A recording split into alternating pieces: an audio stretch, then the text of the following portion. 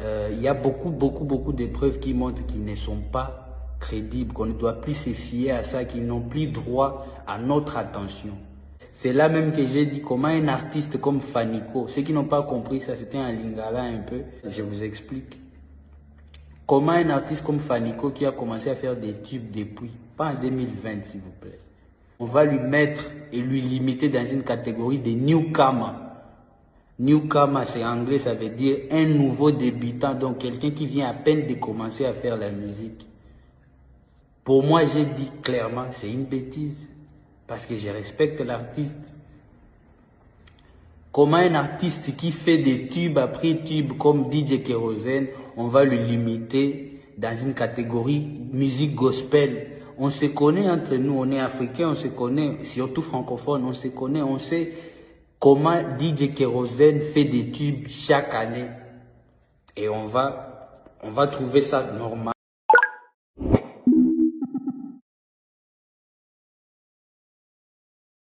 Bienvenue à tous, toujours dans votre chaîne. Aujourd'hui, nous allons vous parler d'un sujet vraiment important que nous sommes en train de voir. Beaucoup de gens sont en train de remettre en cause l'authentification des trophées Afrima. Est-ce que ce sont des trophées mérités ou pas?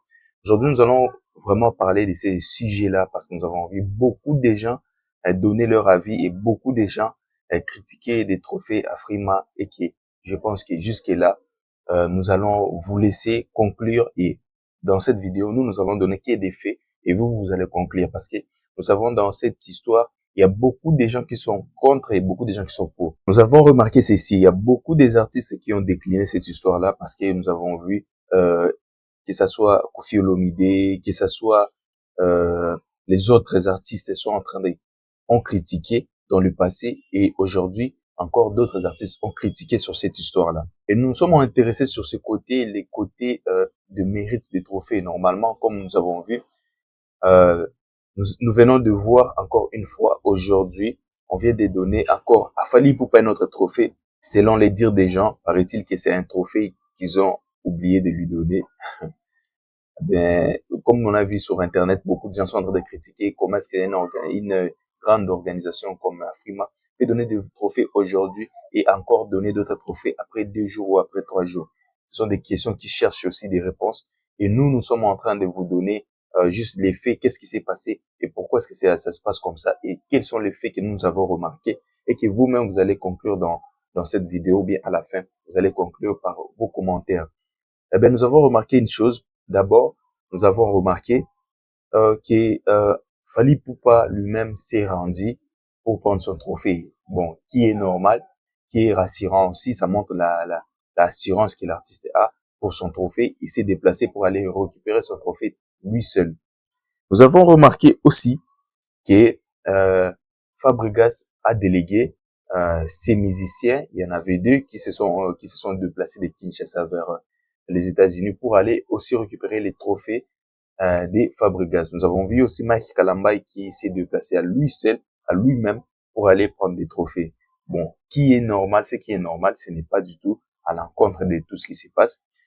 Mais là où ça commence à avoir des problèmes, là où ça commence à être louche et que on lui donne un trophée dans une rubrique qui est dans le rubrique Best Live of the Year, ça veut dire le meilleur live de l'année cette année ici. On lui a décerné ce trophée-là pour le meilleur live. Et le meilleur live, normalement, ça s'est fait, c'était l'année passée, et nous avons tous assisté au live, et si c'était par rapport à ça qu'il fallait pour qu'on lui a donné ces trophées-là, c'était par rapport à son live qu'il a fait au Stade de Martyrs, je pense, parce que jusque maintenant, il est en train de faire des concerts partout et gauche à droite, mais jusque là, on n'a pas vraiment idée de quel live est-ce qu'on lui a donné ces trophées. Et depuis, parce que normalement, c'est comme ça que ça se passe. À chaque fois qu'on veut donner un artiste un trophée, nous allons prendre comme exemple les musiciens africains. Quand on donne un trophée, par exemple, à Davido, on va prendre la chanson Skelewu, on le met en avant pour vous montrer que la chanson Skelewu, c'est la chanson qui nous sommes en train de voir que c'est une bonne chanson par rapport à d'autres chansons. On met les autres chansons à côté pour vous montrer si nous allons donner ces trophées-là, nous allons donner par rapport à cette chanson ou bien nous allons donner par rapport à cet événement que nous allons donner ces trophées. Eh bien, on n'a pas vu ça. On a juste vu le meilleur live. On lui a décerné ce trophée, mais on n'a pas vu si c'était le meilleur live de quel endroit qu'il a fait ce meilleur live. Est-ce que c'était au Congo-Brazzaville? Est-ce que c'était et les lives qu'il a fait à Bandal? Est-ce que c'était le live qu'il a fait partout? Nous, jusque-là, on ne sait pas si c'est quel live, mais on a vu qu'on lui a donné ces trophées-là. On donne un trophée à Fabregas Maestro, le Médinois, on lui donne un trophée comme meilleur artiste musicien de l'Afrique centrale. On se demande maintenant, meilleur artiste musicien de l'Afrique centrale, nous avons vu des artistes, beaucoup plus des artistes qui ont donné plus. Nous avons vu Ferrigo là aussi, qui a eu à être nominé dans différents événements à travers ces chansons qu'il est en train de faire, notamment Bizorbi, notamment son actualité pour les stades de martyrs de Kinshasa qu'il a rempli, notamment ses concerts qu'il a livrés au Congo, Brazzaville et beaucoup de choses. Pendant ces temps, Fabregas n'a pas d'actualité du tout. Il n'est nulle part, pas de concerts, des marques de concerts qui ont attiré beaucoup plus l'attention du public. Pas aussi des chansons qui cartonnent en ce moment. Pas des concerts à l'extérieur du pays qui lui donnent encore plus de valeur, plus de poids. Alors que nous avons vu des artistes comme Inosbe qui Couleur Café en Belgique.